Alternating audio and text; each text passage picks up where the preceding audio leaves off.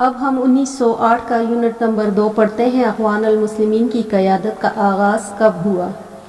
آج عالم عرب میں عوامی بیداری، احیاء اسلام اور تنفیذ شریعت کی جو مہم زوروں پر ہے اور اسلام کی بالادستی و اقامت کی جو کشمکش عروج پر نظر آ رہی ہے، وہ مصر میں ابتدائی طور سے تشکیل شدہ ہے اور پھر شام، سودان، اردن، فلسطین، کویت، یمن اور شمالی افریقہ میں توسیع پذیر اسلامی تحریک الاخوان المسلمین کی عظیم الشان جدوجہد، بے پناہ قربانی و ایثار اور بے دل رفاہی و فلاحی خدمات کا ثمرہ ہے۔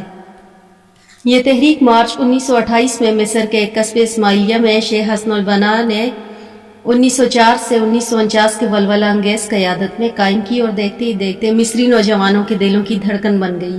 الاخوان المسلمین کی تشکیل ایسے دور میں ہوئی جبکہ مصر میں وطنیت، قومیت، الحاد، زنداقہ اور مغرب پرست نے اپنے اثرات قائم کرنے کا آغاز کر دیا تھا اور روایتی اسلام اور تجدد کے مابین تصادم شروع ہو گیا تھا۔ ایک طرف شیخ عبدالرزاق کی کتاب الاسلام و اصول الحکم نے اسلام کے سیاسی نظام اور اداروں پر شبخون مارا تھا اور خلافت کو سیاسی قوت سے بے دخل کر کے اسے مفلوج بنا دینے کی سازش کی تھی، تو دوسری طرف ڈاکٹر طٰہٰ حسین نے الشعر الجاہلی لکھ کر خود قرآن پاک کے بارے میں شکوک و شبہات کا ماحول بنا دیا تھا۔ قاسم امین نے 1908-1963 تحریر المراءۃ المراءۃ الجدیدہ جیسی کتابوں کے ذریعے عرب خواتین کو اسلام سے بغاوت اور غداری پر اکسانے کی کوشش کی۔ ان چہار طرفہ حملوں کے جواب میں اسلام پسند کا محاذ بڑا بودا، کمزور اور پھس-پھسا ثابت ہو رہا تھا۔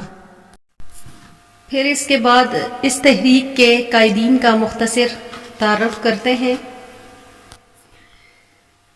سب سے پہلے ہیں امام حسن البنا۔ شہید حسن البنا نے مصر کی بستی محمودیہ میں ایک علم دوست اور مذہبی گھرانے میں آنکھ کھولی۔ ان کے والد شیخ احمد عبد الرحمن البنا 1960 کا پیشہ گھڑی ساز کا تھا، مگر وہ حدیث و فقہ کے بڑے عالم تھے۔ انہوں نے امام احمد بن حنبل کی مسند کو فقہی ابواب کے تحت مرتب کر کے مذکورہ احادیث پر تشریح و تفصیل کا فریضہ سر انجام دیا۔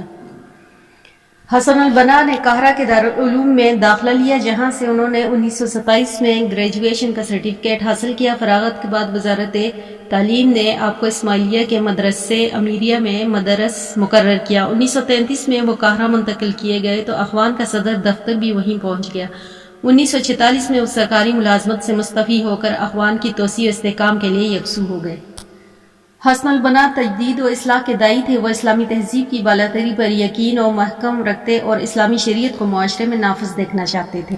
پہلا مرحلہ 1933 سے 1939 کے مرحلے میں اخوان ایک ہمہ گیر نظریے اور جامع تحریک کے قالب میں ابھری۔ بڑی خاموشی سے مسجدوں میں وعظ و تذکیر کی محفلیں برپا ہوئیں، قصبوں شہروں کے دورے ہوئے، شاخوں کا قیام عمل میں آیا اور نوجوان مردوں اور عورتوں کو اسلامی تہذیب کی مکمل پیروی کی دعوت دی گئی۔ پھر اس کے بعد دوسرا مرحلہ 1939 سے 1945 پر محیط ہے۔ اس میں اخوان نے برملا سیاسی میدان میں قدم رکھا اور ایک مضبوط عوامی طاقت بن کر وہ منصہ شہود پر آئے اور حکومت وقت کی نظروں سے کھٹکنے لگے اور جبر و تشدد کا نشانہ بنے۔ اس مرحلے میں فواد الاول یونیورسٹی، الزہرہ یونیورسٹی کے طلباء و اساتذہ اور دوسرے پیشواؤں سے تعلق رکھنے والے تاجر، صنعت کار، انجینئر، ڈاکٹر، وکیل، غرض کے ہر طبقے کے لوگ تحریک میں جھوک در جھوک داخل ہونے لگے۔ اخوان نے سماجی اور اقتصادی پروگراموں میں توسیع کی، ثقافتی اور جسمانی تربیت کا اہتمام کیا اور نہایت منظم و منصوبہ بندی طریقے سے پورے ملک میں آزادی اور اسلام کا غلغلہ بلند کیا۔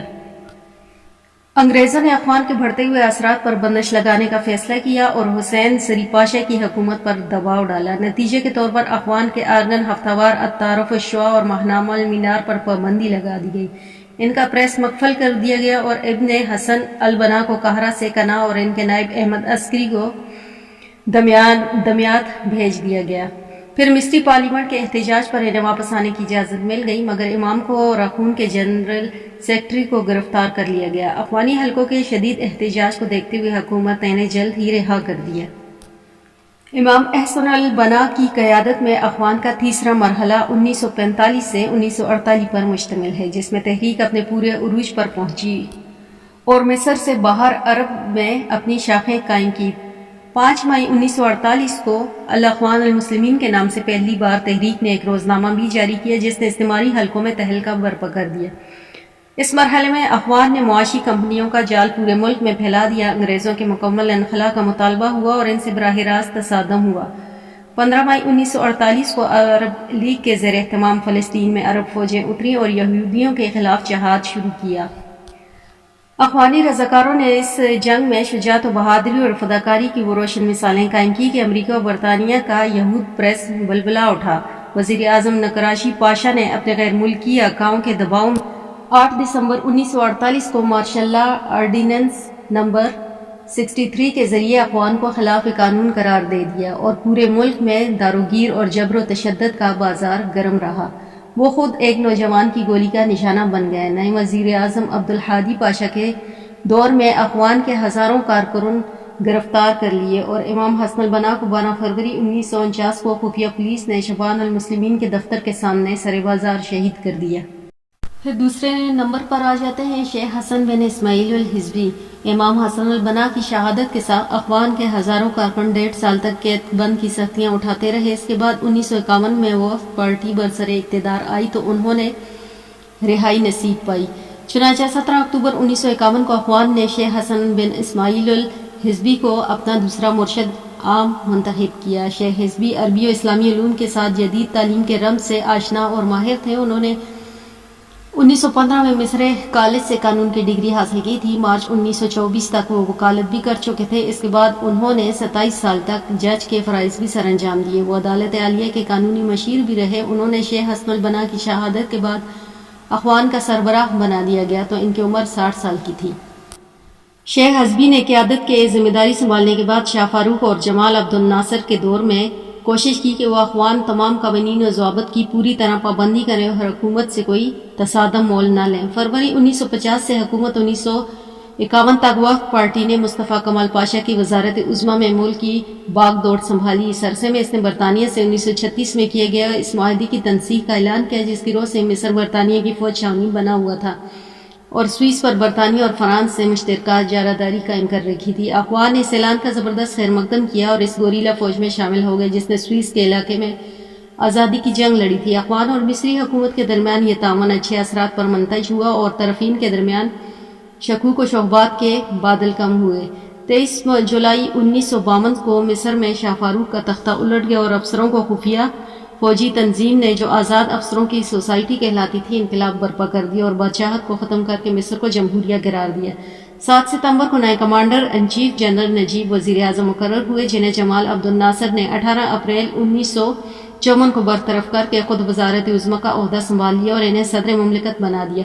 14 نومبر 1954 کو جنرل نجیب کو صدارت کے عہدے سے ہٹا دیا گیا اور اس طرح پورے ملک کے مالک و مختار بن گئے۔ ناصر امریت کے دلدادوں اور عوامی شرکت کے خلاف تھے۔ وہ ملک میں جمہوریت اور سیاسی اصطلاحات کے دشمن تھے۔ بس یہی سے اخوان ان کی نظروں میں خار بن کر کھٹکنے لگا۔ شیخ الحزبی نے قائدین اخوان کی حیثیت سے پوری کوشش کی کہ تحریک اسلامی جبر و تشدد اور ہنگامہ داروں گیر سے محفوظ رہے۔ اس سلسلے میں انہوں نے اخوانی نوجوانوں کی ایک انتہا پسند گروہوں کی سخت مخالفت کا سامنا بھی کیا۔ انہوں نے قرآن و سنت سے دلائل فراہم کیا۔ ہمارا فریضہ دعوت و اصلاح کی ان تک کوشش کرنا، افراد و اقوام کو زبردستی اور قوت کے استعمال کے ذریعے راہ راست پر لانا ہماری ذمہ داری نہیں ہے۔ نیز غیر اسلامی معاشرے میں رہنے والے مسلمان اپنی نیت اور عمل کے مطابق اللہ کے سامنے جواب دہ ہیں۔ ان کے خلاف تکفیر و تفسیق ہمارے دائرہ کار سے باہر ہے۔ قوت کے استعمال پر آمادہ ان نوجوانوں کی تفہیم کے لیے اپنے معروف زمانہ کتاب تصنیف کی۔ اخوانی نوجوانوں کی مبنی بر اعتدال و توازن تفہیم و تعامل کے ساتھ شیخ حزبی نے تنظیم کے اسلامی تشخیص پر آنچ نہ آنے دی اور رنج و محن کے تمام نازک مرحلوں سے گزرنے کے باوجود ملک میں اسلامی اور جمہوری اقتدار کو بحالی کے لیے مطالبے پر ڈٹے رہے۔ 9 ستمبر 1952 کو وزیر اعظم جنرل محمد نجیب نے نئی وزارت کی تشکیل کی تو اخوان کے 3 وزیر اعظموں کو اس میں شامل کرنے کی پیشکش کی۔ مکتب الارشاد اخوان کی مجلس شورا نے اسے مسترد کر دیا۔ دراصل شیخ حزبی ایسی حکومت میں شامل ہونے کے لیے تیار نہ تھے جس میں اصل اختیارات حکومت کو نہیں بلکہ فوجی انقلابی قیادت کو حاصل ہوں۔ اخوان نے حکومت سے باہر رہ کر تمام اچھے کاموں میں استعید کرنے کا فیصلہ کیا۔ اس نے ملک میں اسلامی نظام کے احیاء کا مطالبہ بھی دہرانا شروع کر دیا۔ اخوان کے اخبار المسلمون نے اگست 1952 کے شمارے میں احکام الاسلامی کی تنفیذ اور پورے ملک میں اسلامی اخلاق و ثقافت کی ترویج پر ایک زبردست مضمون شائع کیا۔ 16 جنوری 1953 کو انقلابی کونسل نے تمام سیاسی پارٹیوں پر پابندی لگائی تو شیخ حزبی نے دور اندیشی سے کام لے کر اس کے خلاف سخت احتجاج کیا اور فوج کے ساتھ دینا مناسب نہ سمجھا۔ 23 جنوری 1953 کو سرکاری پارٹی حیات التحریر کے مسلح سواروں نے فائرنگ کر دی، جس کا جواب طلباء نے بھی ترکی بترکی دیا۔ اسے بہانہ بنا کر 13 جنوری 1964 کو اخوان المسلمین کے خلاف قانون قرار دیا گیا۔ 1 ستمبر 1964 کو برطانیہ سے معاہدہ انخلا پر دستخط ہوئے اور اخوان نے اسے مسترد کر دیا۔ 26 اکتوبر 1964 کو جمال عبد الناصر پر قاتلانہ حملہ ہوا، جس کا الزام اخوان پر لگایا گیا اور اس کے کارکن گرفتار کر لیے گئے۔ مصر کے مشہور اخبار المصری کے مدیر احمد الفتح کا بیان ہے کہ چند ہفتوں کے اندر گرفتار ہونے والے کی تعداد 50,000 تک پہنچ گئی۔ آخرکار 9 نومبر 1964 کو فوجی عدالت نے 6 ممتاز اخوانی رہنماؤں کو صفائی کی سہولت مہیا کیے بغیر سزائے موت دے دی۔ مارچ 1964 میں مصر میں ہنگامی حالات کے خاتمے کا اعلان ہوا تو تمام سیاسی قیدی رہا کر دیے گئے، جن میں اخوان بھی شامل تھے، مگر جمال عبد الناصر نے ایک ہی سال کے بعد پھر داروگیر کا سلسلہ شروع کر دیا۔ جولائی 1965 میں حکومت کا تختہ لوٹنے کے سازش کے الزام میں تقریباً 20,000 سے 50,000 تک اخوان جیلوں میں ٹھونس دیے گئے، جن میں 700 سے 800 خواتین بھی شامل تھیں۔ ان گرفتار شدگان میں مرشد عام کے علاوہ سید قطب اور ان کے بڑے بھائی محمد قطب اور 2 بہنیں حمید قطب و امینہ قطب بھی اس اعزاز میں مستحق قرار پائیں۔ مرشد عام کو 3 سال کی قید بامشقت کی سزا سنا دی گئی، جبکہ سید قطب کو 25 اگست 1966 کو پھانسی کی سزا دی گئی۔ خود مرشد عام کی صحت کافی خراب رہنے لگی۔ قید سے رہا ہونے کے بعد وہ اپنی توانائی اور قوت کو بحال نہ رکھ سکے۔ آخرکار 1973 میں وہ شہید ہوئے۔ شیخ حزیبی کی زندگی میں اخوان المسلمین بڑے نازک اور زہرہ گزار مرحلوں سے دوچار ہوئی، مگر مرشد عام کی فرصت، بصیرت، ایمان و استقامت اور صبر و رضا کی خصوصیت نے تنظیم کے پائے بات میں لغزش نہ آنے دی۔ جمال عبد الناصر کی شہ پا کر ایک رکن عبد الرحمن سندی نے بغاوت کا طبل بجا دیا اور تحریک کو 2 ٹکڑوں میں بانٹنے کی سازش کی، مگر اس کی دال نہ گلی تو اس نے فوجی نوجوانوں کی مدد سے رات کو مرشد عام کے گھر پر حلہ بول دیا، ٹیلی فون کی تاریں کاٹ دی اور شیخ کو زبردستی گاڑی میں بٹھا کر لے گئے۔ کسی دور دراز مقام پر لے جا کر بندوق کی نوک پر آپ سے مطالبہ کیا کہ اخوان کی قیادت سے استعفیٰ دے دے۔ ان کا مکلوں کو پتہ نہ تھا کہ اس اونچی حرکت سے مرشد عام دباؤ میں آنے والے نہیں تھے۔ اس چال میں ناکامی کے بعد عبد الرحمن نے سندھی 40 افراد کے ذریعے مرکزی دفتر پر قبضہ جما لیا اور رات بھر وہاں اجمان رہے، مقصد اشتعال پیدا کر کے باہمی تصادم کے لیے راہ ہموار کرنے کی، مگر مرشد عام کی فرصت اور ایمانی ذکات نے ایک بہت بڑے بحران کو ٹال دیا۔ شیخ حزیبی کے انتقال کے بعد اخوان باہم غور و غوص کے بعد فیصلہ کیا گیا کہ تنظیم خلاف قانون ہے تو کیا ہوا، نئے مرشد عام کا انتخاب ضروری ہے۔ انہوں نے مکتب الارشاد کے سب سے بزرگ رکن کو مرشد عام بنانے کا فیصلہ کیا اور اس طرح سید عمر طلسمانی تیسرے مرشد